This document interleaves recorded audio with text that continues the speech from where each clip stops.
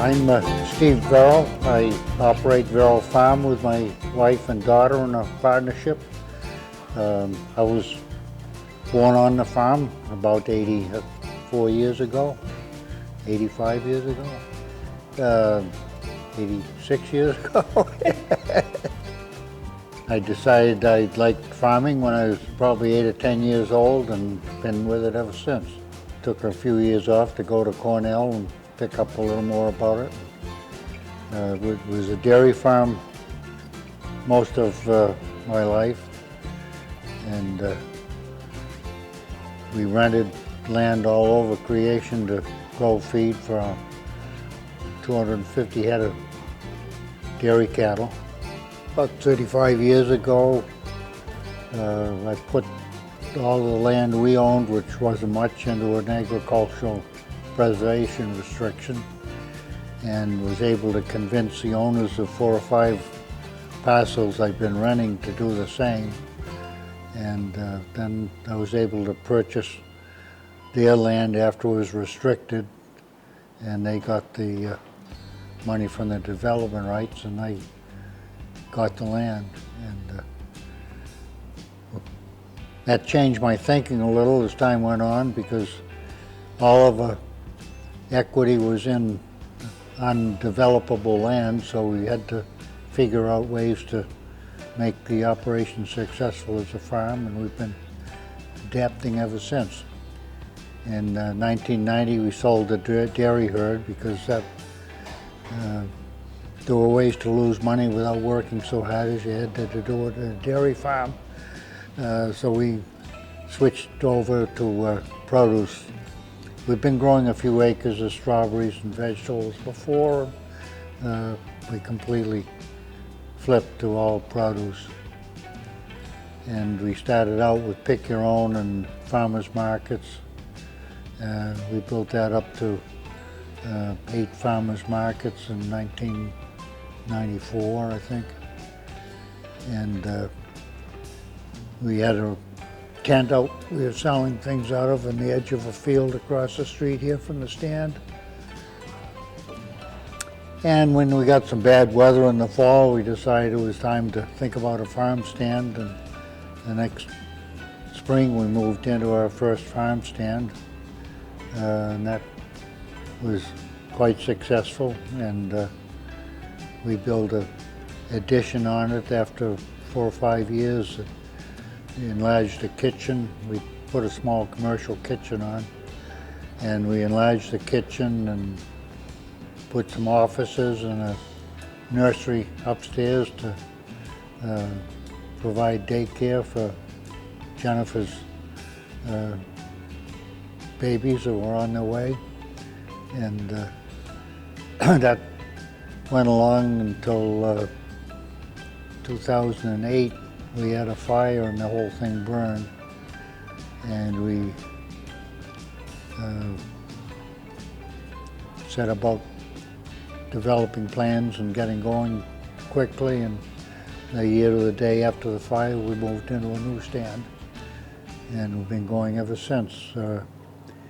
We do quite a lot of prepared food in the stand, and we grow about 150 acres of mixed vegetables in Concord and Sudbury mostly, a few in Lincoln.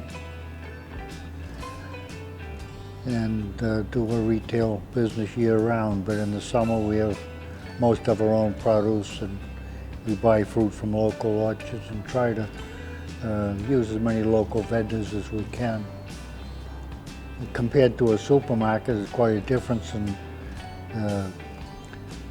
paying bills, because we have over 100 different vendors we deal with one way or another, and supermarket probably has a handful.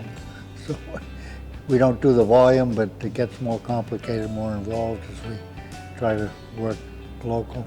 I'm on the Concord Ag Committee, and the committee's been sponsoring a farmer's market in the center of town one day a year in September. And it's been very successful. We closed down the main street and have all the farmers in town try to participate, and I think there are 7 or 8 that do now. And it gets people out. You see neighbors mixing with neighbors and getting acquaintances renewed, as well as buying a little fresh produce and seeing what else is available from different farms around. It's a good way just to promote the town's agriculture. And I think of the plowed field as a clean canvas, and when we start planting seeds, we're using delayed action paint that paints a pretty picture of different patterns of different colors of lettuce and all different plants and different shapes of beds and rows and things, and makes a pretty picture in the summer. I kind of like that, but aside from that, it's a challenge, and I suppose it's like competing in an athletic event. Each season's a new challenge, and you try to see if you can make it through and have it successful.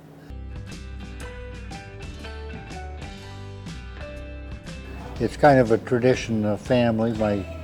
My dad was born up in Sunday River many decades before anybody thought about skiing up there. And that used to be a thing they did there. I think it was a side income for the family as well as for family use. There was quite a maple grove there. For years afterwards, he went up into his 80s, I think, last time he was doing it. Tapped a bunch of trees and built a sap house there, and he boils it down the old-fashioned way. I know when I was a youngster, we cut some of the old maple trees out that were dying and had to come out.